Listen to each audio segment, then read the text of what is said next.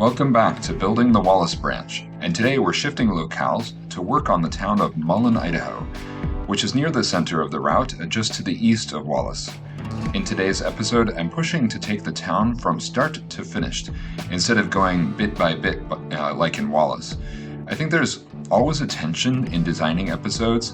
Sometimes it's really satisfying to see an area finished in one episode, but then other times that requires skipping too much, so like in the case of Wallace, the number of scenic elements that we have to cover justifies the number of episodes. And we'll be coming back to Wallace to make some more of the custom assets for its historic downtown. For Mullan, I initially planned to give it mostly a background treatment with assets from the DLS, and I originally wanted to do custom assets only for Wallace and Burke, and then the rest of the layout would be based on the DLS. But gradually I started getting more ambitious, and my idea shifted towards giving at least a little bit of character to each of the towns that we'll be passing through on the layout. I did this initial track alignment, and the rest of the tracks I based loosely on the Sanborn maps, which are available from the Library of Congress online, although those maps, they don't seem to be always very comprehensive. They don't necessarily show every part of the tracks in town, like here.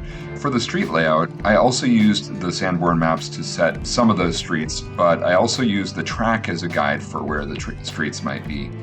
And I'm starting with the UTM tiles from Trainz. Those are, using the Google Maps data, and I'm using those to align the initial street grid, but the streets are only roughly related to the real layout of the town. The Miami warehouse that you see here, it's useful because its rectangular shape and large footprint makes it easy to use as a guide for lining up the street markings when you're doing the first ones. You just use the horizontal movement aspect of the gizmo to create the straight lines. Although what I'm doing here is not actually necessary because you can just use the gizmo directly on the spline point to ensure that it moves exactly horizontally anyway. However, the warehouse is still useful for squaring the intersections when the town is not aligned north, south, east, west, as is the case for Mullan, not aligned that way. So back to the Sanborn maps, I have 3 Sanborn maps that show just corners of the track layout in Mullan. This is the earliest one from 1892. It's only 3 years after the OR&N, later the Union Pacific, completed its line into Mullan, and that map shows 2 NP tracks that join up on the east side of the town, and then 2 OR&N tracks that also join up at a switch east of town. And this is labeled sidetrack. And then in the 1909 Sanborn map, the 2 OR&N tracks have been shortened and they've become spur tracks, and they kind of end in the middle of some sort of blank area on the side of the track. And then the last Sanborn map from the Library of Congress from 1919, it shows only 2 Northern Pacific tracks and no OR&N tracks. However, in the year 2000, the Union Pacific applied to the Surface Transportation Board to officially abandon and salvage its whole Plummer to Wallace branch, and that application mentions the word Mullan, although it is a bit ambiguous if any tracks remained to Mullan, or if the company was maybe just still in possession of the right-of-way, or if that was just a historical reference. It's not clear.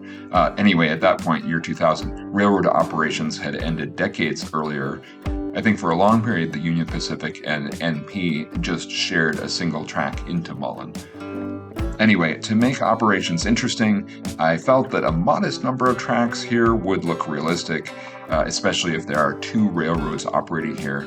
The layout resembles a single very small yard, and I'm labeling the 3 tracks on the left or on the northwest as Northern Pacific, and I'm labeling those tracks on the southern side of this little yard as Union Pacific. And I'm also going to plop down some industries on that side that I will consider those industries as being serviced by the Union Pacific. For the 2 depots, I didn't find any pictures of the real depots online, so I just adapted a generic wood-sided depot that could represent the type of small depot that both of these railroads used. You'll see me starting to add streets, and some of those streets extend south of the river, and I'm putting in a bridge to get to the south side of the river.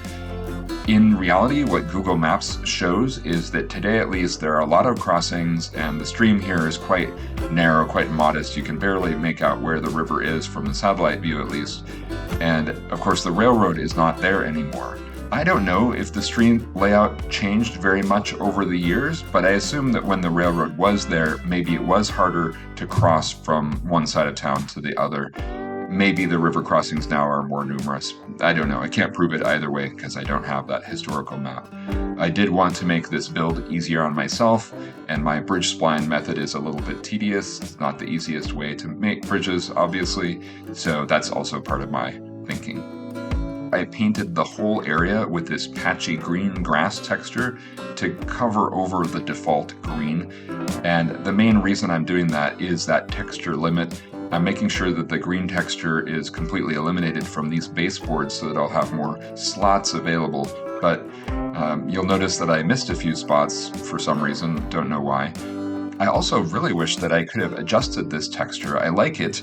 I also like another texture, which is a seasonal grass texture. It was one of the other grass textures that I used a lot, but for both of those, I would like to either make my own texture or just modify those slightly, tweak them a little bit.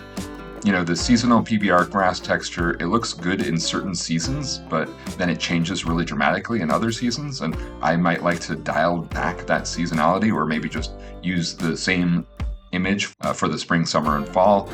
But unfortunately for that asset and this asset, if you try to modify the textures, then the asset is shown as faulty.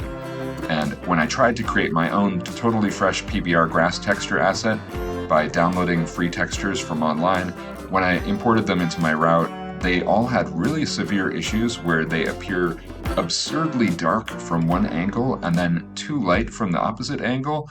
And that's somehow related to the normal map. I had to give up on that effort, and that's why I'm using these two off the shelf. They're very good textures, but for me, they're a little bit the wrong color. I would like to, if the texture limit was not so severe, I'd like to mix and match a little bit with a little darker grass or slightly different colors somehow. But with the texture limit, I have two grasses, and this one is the best one that I have. So you can see my method for Mullan was pretty basic. I'm now pasting down the house assets from Wallace, and a few times I'm just using the marquee tool to capture a few of the assets, but not any splines, not any textures. And in some cases, I'm just pasting only the houses, no trees, cars, props of any kind.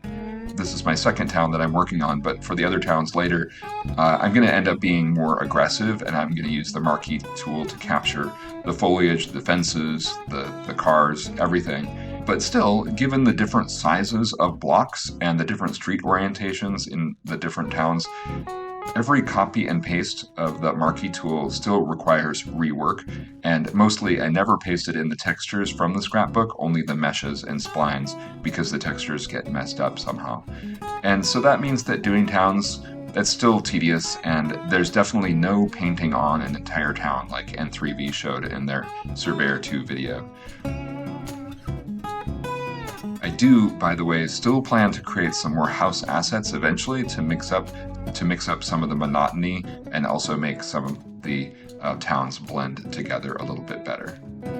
I started placing some JR industry buildings down to form the more commercial street along the railroad track, but even using the smallest building assets, they mostly still are a bit out of scale with the real Mullan, Idaho. Now, Mullan used to have more brick buildings in the past, and some of those have gone away. Some are still around, but it's generally a very low-rise town, and also the JR buildings that we've seen on every route, they do start to look generic and unsatisfying, even though they're the best assets. They're great assets. So I put these down, but then I'm going to come back to it, as you'll see. Now, I did find this little warehouse, which I use quite a few times in all my route building, and I decided it would become the main industry on the UP side. There's also this small L-shaped industry. It's kind of unobtrusive, and it fits perfectly in this spot, so that's going here. The freight depot on this side, I've just seen that one way too much, and I put it down here just as a placeholder. Also, its roof is too low and it clips into cars if you put it really up close to the track. So I also don't like it for that reason.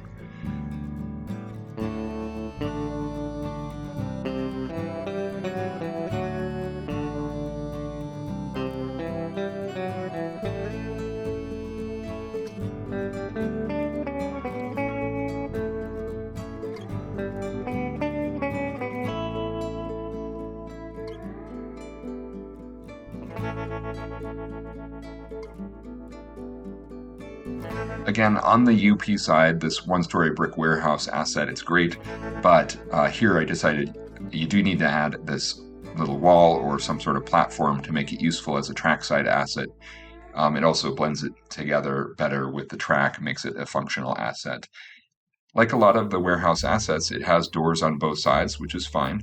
They need some function. So this platform asset is a good one to help blend it together, although the top of the platform is a little bit too plain, I think.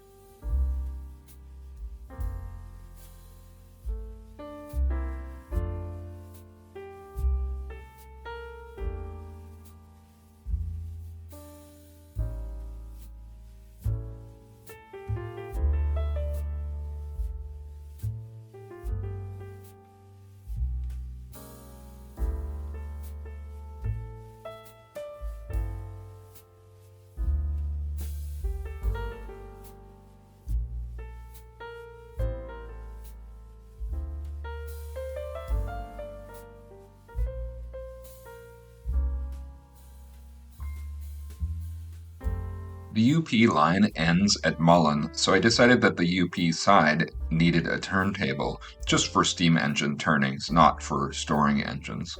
Here again, I put down my modified DLS turntable and later reduced the dimensions of the apron, just like I did for Wallace. The turntable isn't going to have a roundhouse at all. As with Wallace, I struggled a bit to make this small yard area look unique and to fill up the space.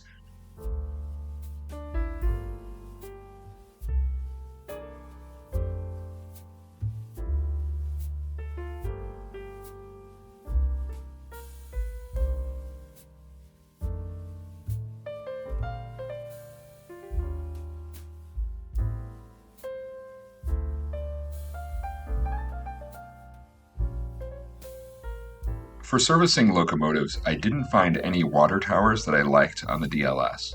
The Old West water tower assets, they all look very nice, but I think they're too small and generally their textures are too light. They look like they were just built yesterday, sort of like the town in Once Upon a Time in the West. This one water tower, though, it comes closer to what I would like to see, although I still think the colors and the textures are a bit off, especially for the roof and the metals.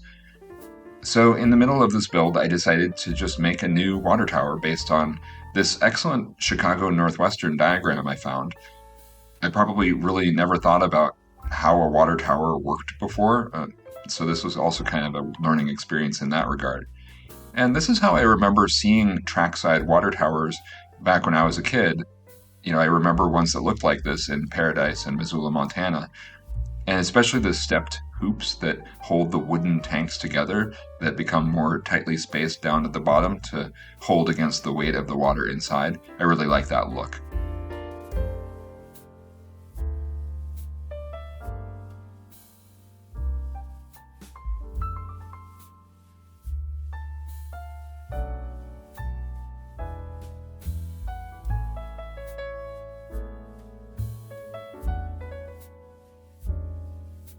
And I did want to showcase here something different from my earlier Blender video about how I'm using PBR Painter to add some realism to this particular structure. I don't think every structure justifies this type of treatment, but for this, because I was specifically going for a better metal color, I felt it was useful. The first step with PBR Painter is to isolate all the parts that will have one material, namely metal in this case, and then map out a new UV with no overlapping parts. So I mainly used PBR Painter on the metallic parts and the metal hoops. For those metal hoops, since I planned to use a single textured hoop repeatedly, multiple times, then there's only one metal hoop here for the UV map. And next is the metallic texture, which has color, metallicity, roughness, and a normal map. I added both a rust color and a dark gray corrosion color, and I made these rough and less metallic, obviously.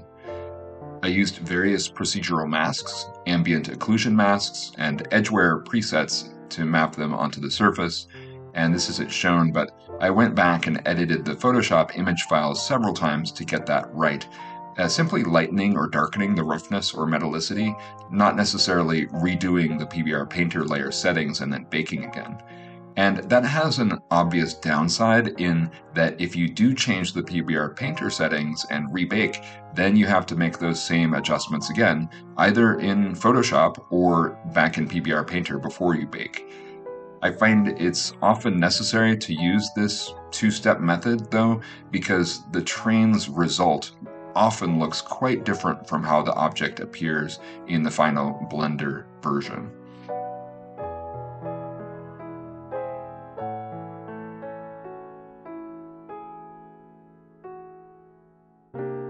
Next step is baking, and I always create a new file name, set the files to the Targa format in RGBA, and manually select which files to create in the baking: color, roughness, metallic, and normal. I don't let that go automatically, and sometimes the result is the normal map is totally flat and maybe the metallic is just all black or whatever, but I always click all the boxes.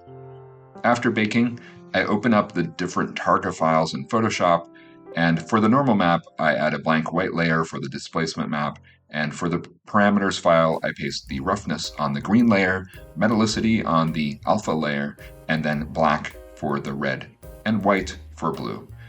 And now you hop back into Blender and create a new PBR texture material for the same object, and you assign the object that material, but leaving the PBR Painter material.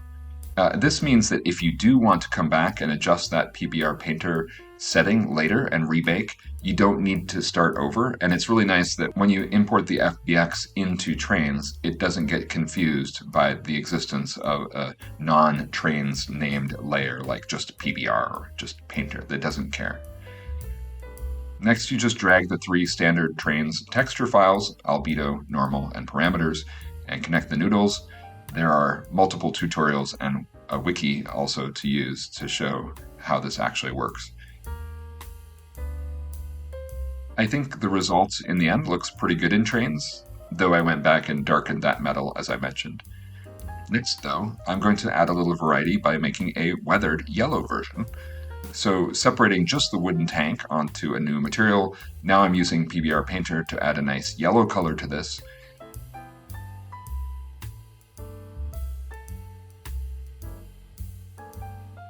Next, I'm going to use this procedural mask, creating the streaks by adjusting the distortion of the mask on the Z-axis. And next, I'm adding a dark gray color for the ambient occlusion. Ambient occlusion doesn't always work smoothly when you're baking, even if you're correctly using the rendered view within Blender in the viewport.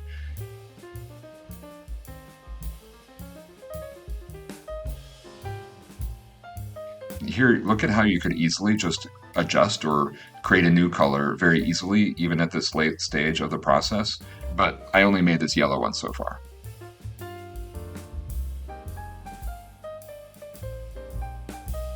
Next is time for the streak stencil, which is also a bit tricky like the AO.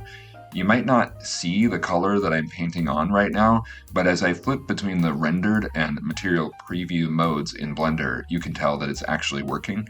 And that's one of the things to note, because when you're doing it, you do want to be able to see the results of the stenciling, and I'm not sure why it doesn't appear in rendered mode for me, for the most part.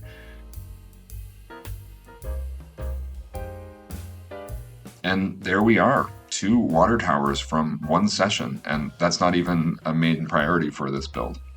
So, did Mullan have 2 water towers? Well, according to this NP timetable from 1900, the NP had water towers on the Wallace branch only at Wallace, Dorsey, Borax, and Saltese. So, interestingly, it took 2 fills to get up each side of Lookout Pass, but I guess no water tower at Mullan. But Having created the asset for Mullan, we can give Mullan 2 water towers, one for each railroad.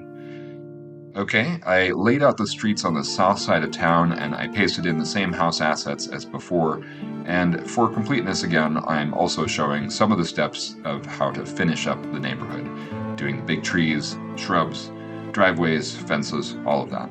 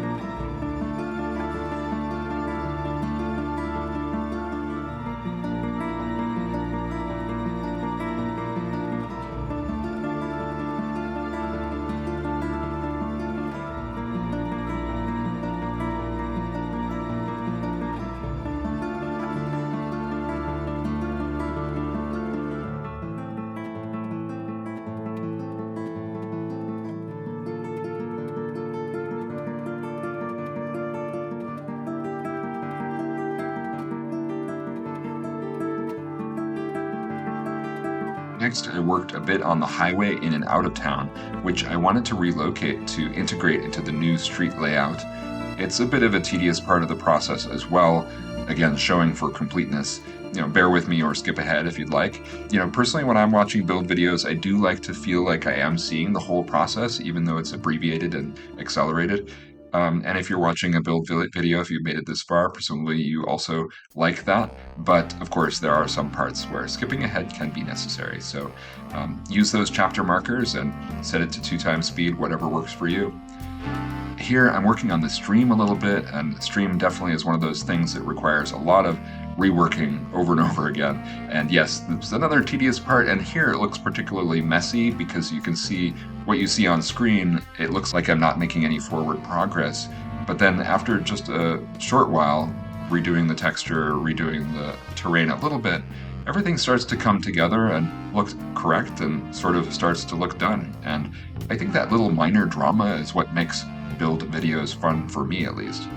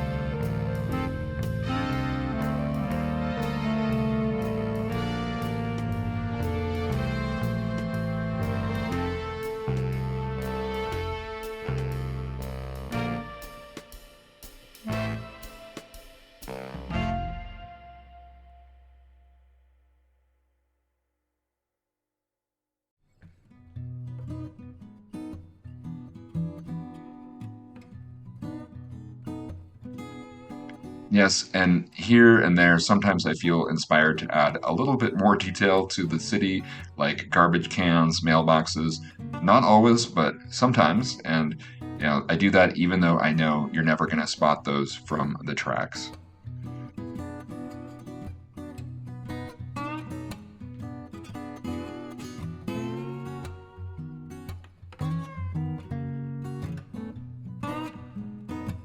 As I said, I have the Sanborn maps for a couple different years, and it seems the track layout started fairly interesting in the very early years, and then quickly the number of tracks dwindled down.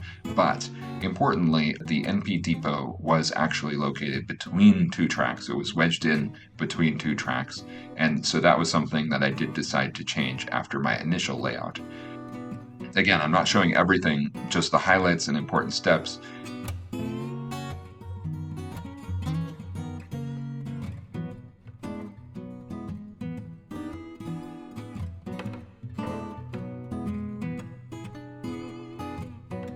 For the track that goes behind the depot, I decided to use the same wooden grade crossing everywhere throughout the layout.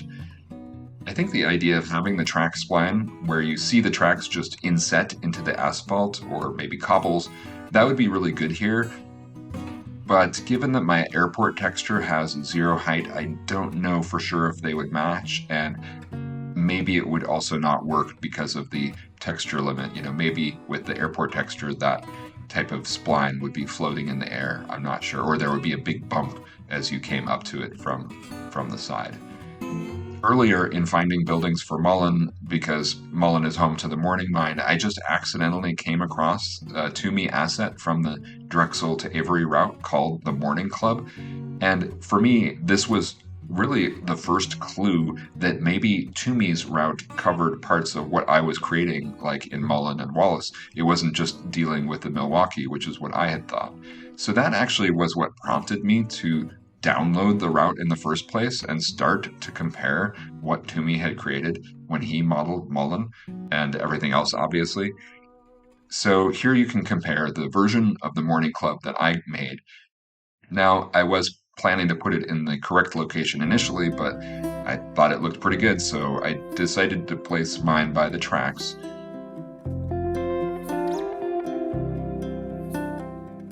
Going around with Google, I also found this very unique bar with a large bowl or plate that's advertising Mullan. It was actually hard to get close-up pictures of what's really on that plate, by the way. It looks like somebody ordered a souvenir plate and mistakenly wrote down the dimensions in feet instead of inches, sort of like the reverse of that gag in the Stonehenge prop for the concert in the film Spinal Tap.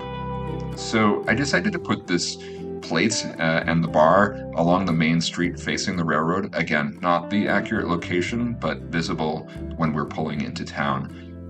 What's also not prototypical about this is that for the outdoor bar area, I used AI to generate some Old West images to overlook that outside seating area. And maybe my just saying the words AI in this voiceover will somehow direct more clicks for this video. I don't know. In the real building, there are some hand-painted images in those window openings in those same places, but I don't have any photos of those, and I don't want to steal them either. For the outdoor seating area, of course, I had to put down the usual picnic tables and my favorite umbrellas.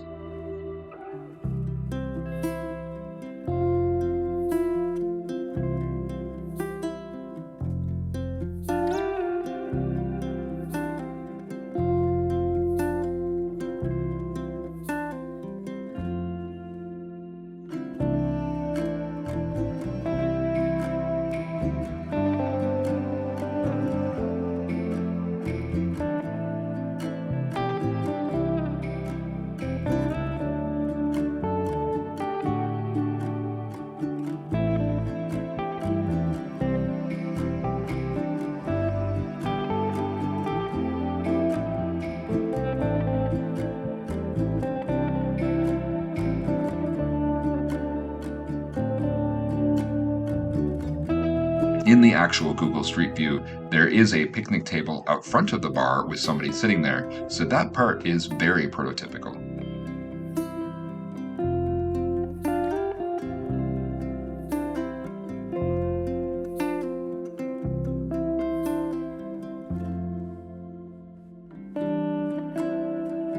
And here's my favorite derelict beer bottle, which is actually gigantic, by the way, so I use those sparingly. And next door, we need the museum to the explorer John Mullan, the namesake of the town. I wonder if Mullan was still alive when the town was founded. I believe after he left the army, he did retire to the West Coast. I have no idea what's in this museum, but I'd love to learn more about that. I'd also like to learn more about Mullan's exploration in general. I tried to find an online version of his report to Congress, but I couldn't find that. Anyway, with the museum and the outdoor bar and a few more custom assets along here, I think the main street looks a bit more unique, even though it still does have some of those packaged buildings, but I think that's okay. Now, going to the freight shed or depot that I didn't like, I took another one of my own assets from the still to come morning mine and I plopped it down. I made some different colors for it just to differentiate that. The color here looks way too dark, and the doors are also too low for the platform, so I just adjusted both of those later, off camera, of course.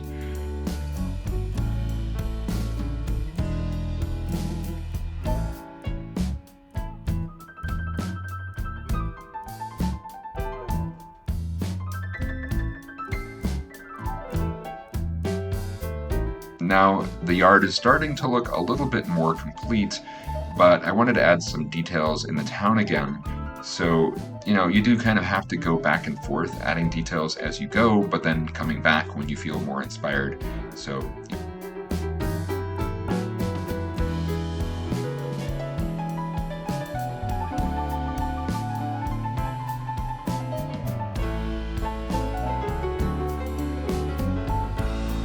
here's some extra parking in the back of the morning club, which, after all, it has a bowling alley and probably a lot of other interesting things inside there.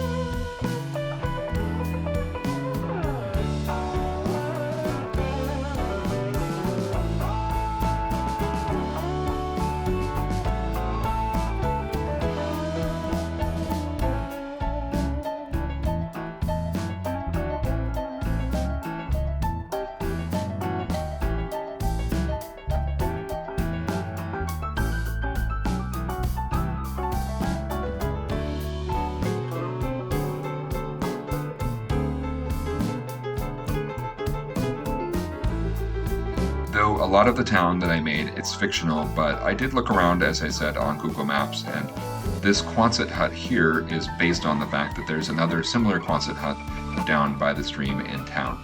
And for this asset, I do like the oversized open doors, even though there are available others that have closed doors. But if you just put a few things inside the door, that blocks the impression that it's just an empty shell.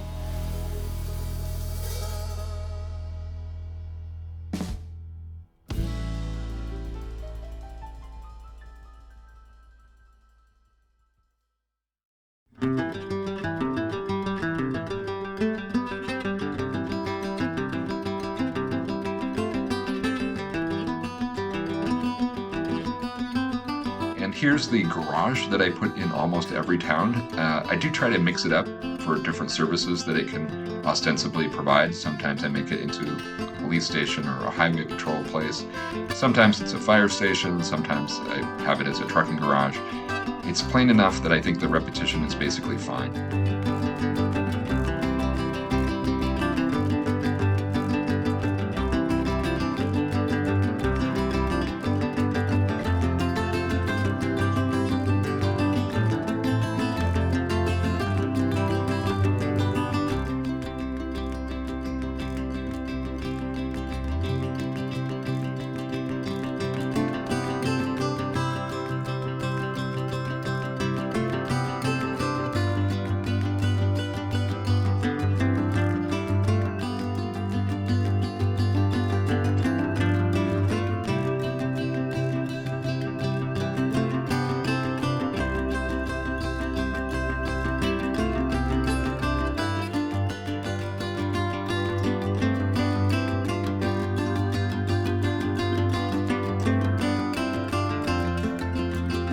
And then up the road again, I decided that it could be a few mobile homes in the narrow space right along the tracks. Might be a little noisy, although I think it would be okay.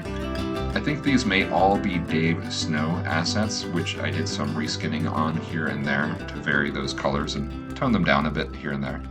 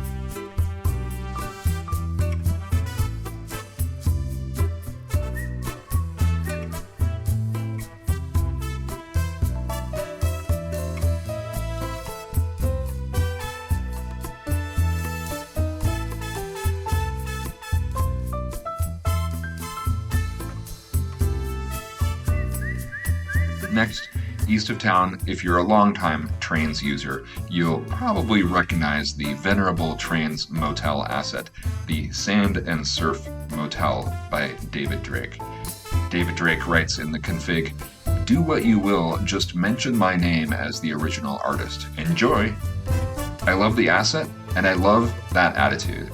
I wish more creators had that attitude.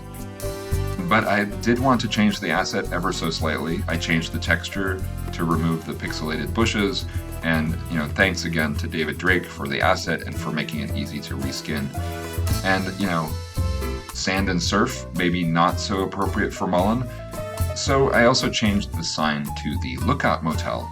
There was an actual Lookout Motel in Mullan, although I gather it has been closed for at least several years, but probably it was open at the time that this layout is depicting.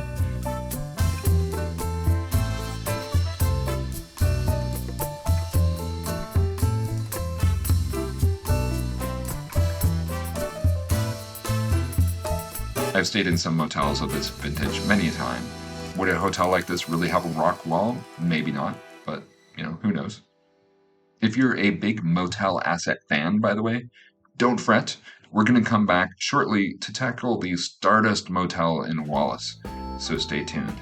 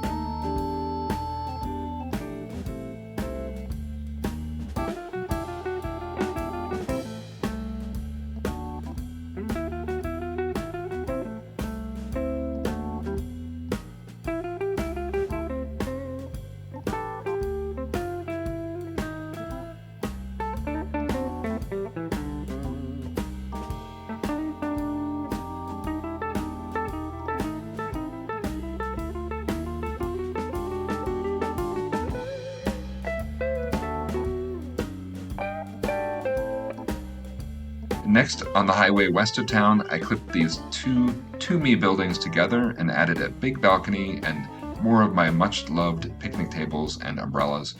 This is going to be a great place for railfan couples and old fogies to have a nice dinner while train spotting across the South Fork of the Coeur d'Alene.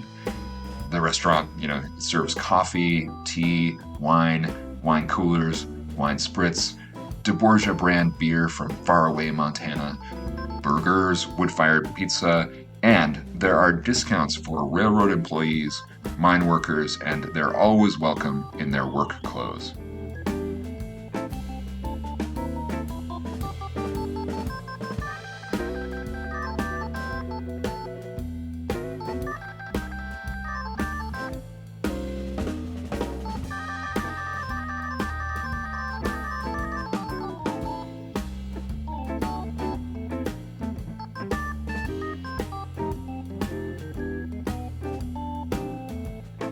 Just wrapping up the town by filling in a few more mobile homes into this one empty spot. Again, I'm just rushing to complete this build in one episode.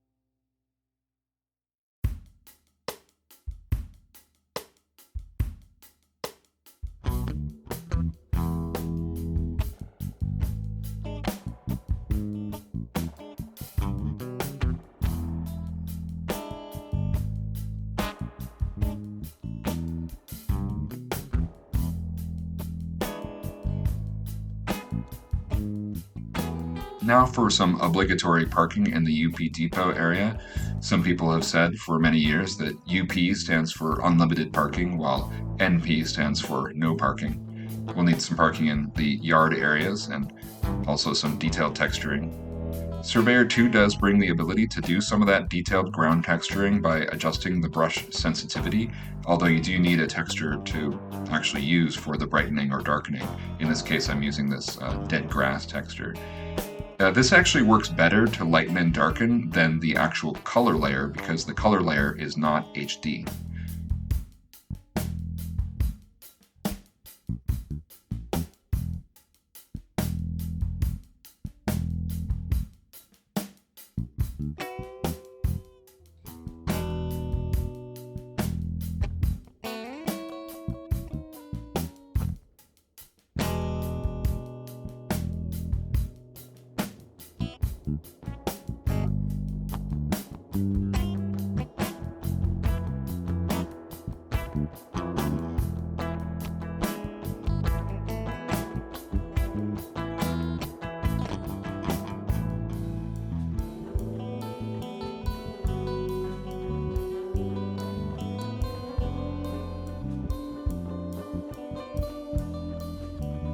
And like all railroad operations, we've got to have the usual suspects, lots of trucks and pickups all over the place.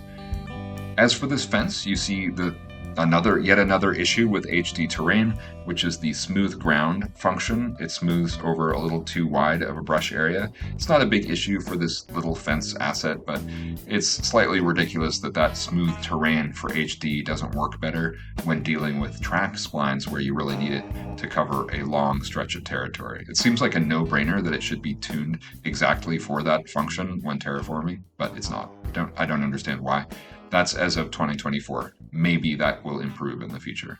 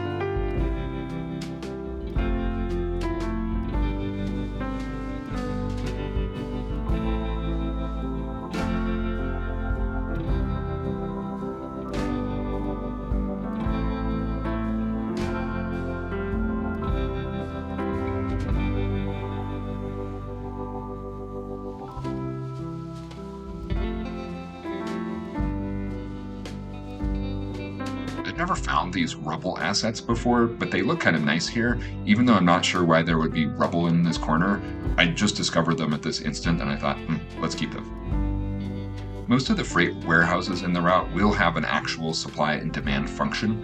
The idea here that I have is that each town actually does demand a few goods like wine, meat, furniture, and then they also produce general goods. And why do towns produce general goods, and where do the general goods go? Well, my idea is that the general goods pretty much always go off map. They represent small packages sent off by residents or businesses in the town, and also people who might be moving, whatever. It's basically less than carload freight, and it's headed for the national market. It's not trying to supply general goods to a neighboring town as a systematic industrial flow.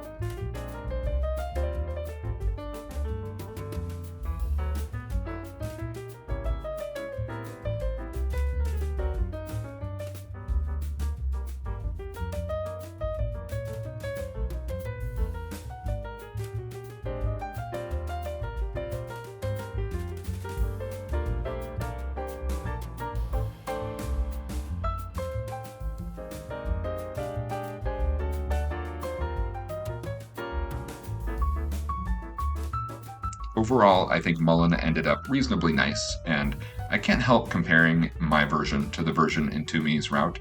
Not necessarily better, but it's different, and it does take advantage of some of the new features of Trainz.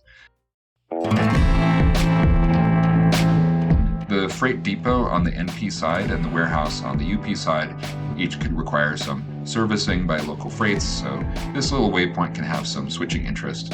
And obviously Mullan has two very large mines right in town, which is the topic of the next episode, the massive Morning Mine. So if you'd like to come along, like and subscribe, and we'll see you again next time on the Wallace Branch.